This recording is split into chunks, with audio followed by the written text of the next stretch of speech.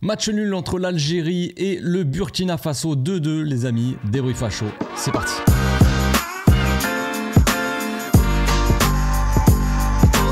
Au passage, n'hésite pas à nous rejoindre si c'est pas encore fait et à partager la chaîne autour de toi, ça fera plaisir à tonton. L'Algérie qui est revenu un petit peu dans la course, qui a sauvé peut-être aussi sa compétition dans les dernières minutes, doublé de Bounedjah, homme fort de cette équipe de l'Algérie. Alors qu'on attendait Mahrez, on va parler aussi un petit peu de Mahrez, tout ça. Moi, déjà, avant de commencer ce petit débrief, pour ceux qui me découvrent, pour ceux qui ne me connaissent pas, ou même pour ceux qui me connaissent, l'équipe d'Algérie et l'équipe du Burkina Faso, je n'ai pas l'habitude de les suivre, hein. On va pas se mentir, c'est peut-être le premier match de ma vie que je vois du Burkina Faso, et un des premiers aussi de l'Algérie. C'est pas une équipe que je suis régulièrement, tout ça, voilà. La CAN non plus, c'est pas une compétition que je suis régulièrement, donc déjà les bases sont posées, je ne connais pas bien cette équipe, évidemment je connais plus de joueurs de l'Algérie que du Burkina Faso. Burkina Faso, je connais quand même le défenseur Tapsoba qui est un excellent défenseur qui nous a fait quelques petits sauvetages dans le match, et je connais aussi le buteur sur penalty, la Bertrand Traoré. Pour l'Algérie, je connais quand même pas mal, beaucoup plus de joueurs qui sont un peu connus, que ce soit en Ligue 1 ou autre, dans les autres championnats. Et cette équipe d'Algérie, on est en droit d'attendre, j'imagine pour les supporters algériens, ils sont en droit d'attendre un petit peu plus de cette équipe, même si franchement le Burkina Faso ils m'ont assez impressionné parce qu'ils sont solides, même si en première mi-temps, franchement on peut dire que le rythme n'était pas intense les amis, franchement. Franchement, en tant que supporter neutre, je pourrais pas dire que dans cette première mi-temps j'ai pris énormément de plaisir, c'était compliqué, je vous avoue, mais très peu de rythme en fait. L'Algérie qui n'a pas réussi à emballer le match, qui n'a pas mis assez de vitesse, d'intensité dans la circulation de balles pour essayer de faire des différences vraiment.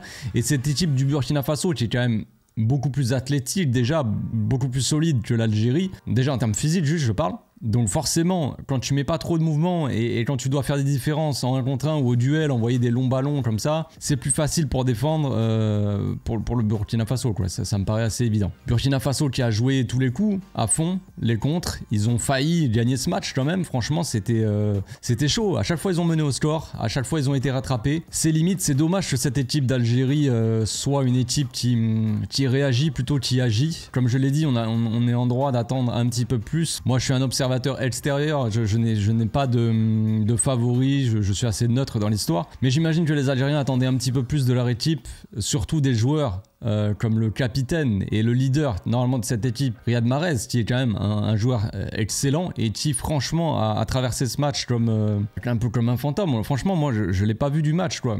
Il a été assez transparent, alors je connais pas bien la situation du joueur, est-ce qu'il est vraiment prêt physiquement, est-ce qu'il a été blessé récemment, je sais pas, mais on le sent vraiment pas forcément en forme quoi. Quand on voit le Mahrez de Manchester City il y a pas si longtemps que ça, on peut s'attendre quand même à un Mahrez qui porte cette équipe. Quand on a un joueur comme ça dans cette équipe, on est en droit d'attendre voilà, qui lead l'équipe, qui porte l'équipe tout simplement, à l'image de ce qu'on voit avec le Sénégal où on a quand même un Sadio Mané, même si on a une équipe voilà, généralement construite autour et qui fait bien le taf, on a toujours un mec comme ça qui fait des différences, qui porte l'équipe, qui est le leader de cette équipe. On a Sadio Mané, on a Mohamed Salah, au Maroc il y a Ziyech par exemple, entre autres, mais il y a toujours un joueur comme ça qui lead un petit peu, qui porte son équipe vers l'avant. Et là, Mahrez est pas vraiment au niveau, c'est dommage parce que avec un Mahrez en grande forme, je pense que cette équipe d'Algérie, elle peut faire quelque chose d'intéressant. Maintenant là, ça va être très compliqué. Heureusement, comme je l'ai dit, ils ont réussi à revenir au score et du coup, ils restent en vie, on va dire, dans la compétition. Ils sont quand même deuxième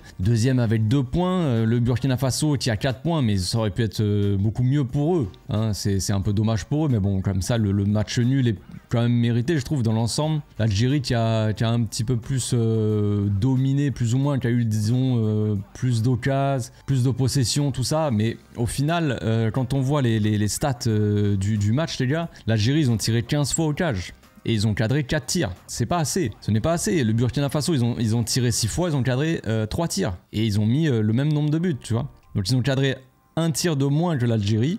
Et ils ont mis le même nombre de buts. Donc toujours dans les compétitions comme ça ne laisse pas de place au hasard. Il faut être efficace dans les deux surfaces, évidemment. Faut avoir ce petit truc en plus pour faire des différences, c'est toujours un petit moment de folie, il faut qu'il y ait un joueur comme ça. Mais côté algérien, il y a pas mal de joueurs qui sont intéressants et qui peuvent faire des différences normalement. Youssef Attal, moi je le trouve assez bon sur son côté. Alors le numéro 18, j'ai plus son nom, mais celui qui est rentré en fin de match aussi, il a foutu pas mal le bordel, il était très vif, il avait du mal à défendre sur lui, son défenseur du Burkina Faso, j'ai plus son nom non plus. Quelques profils comme ça qui sont intéressants. Maintenant, bah, c'est un peu collectivement quoi. Collectivement, l'Algérie, comme je l'ai dit, dans le jeu, tout ça, ça doit aller plus vite. Ça doit emballer un peu plus les matchs. Ils ont la qualité technique pour le faire. Ils ont eu des occasions en première mi-temps, vraiment pas mal d'occasions. Ils n'arrivaient pas vraiment à cadrer ou à être vraiment très dangereux. Et ils se sont fait punir. 1-0 sur un but de la tête assez monstrueux. La passe, elle est magnifique de Tapsoba. Alors, il y a deux Tapsoba au Burkina Faso. C'était Tapsoba l'ailier, je crois. Il a donné un caviar pour l'attaquant qui s'est envolé. Genre, c'est un but assez magnifique. Ça fait penser un petit peu vite fait, mais pas exactement le même, mais au but de Van Persie, Pays-Bas contre l'Espagne. Là. Bref, mais pas mal. Voilà, le but de la tête. Après, tu sais que le Burkina Faso, ils jouent. Voilà, tu connais un peu leur façon de jouer. Enfin, pour ceux qui suivent un peu régulièrement, tu sais qu'ils vont être solides derrière et qu'ils vont essayer de jouer en contre, essayer comme ça sur des longs ballons, de faire parler leur puissance. Et c'est ce qu'ils ont fait. C'est comme ça qu'ils ont réussi à marquer leur premier but. Heureusement, Bounedjah est là. Pour claquer des buts. Pendant combien de temps ça va tenir? C'est ça le problème. Il faut vraiment que cette équipe d'Algérie, pour le dernier match, ça va être vital. Hein. De toute façon, là, il y a l'autre match dans le même groupe qui va se jouer. Angola contre Mauritanie. L'Angola qui a 1 point. Mauritanie qui en a 0 donc. Si l'Angola gagne contre la Mauritanie, par exemple, eh bien, ils vont revenir au même nombre de points que le Burkina Faso et l'Algérie sera 3e. Et tout se jouera dans le dernier match, tu vois. Donc vraiment...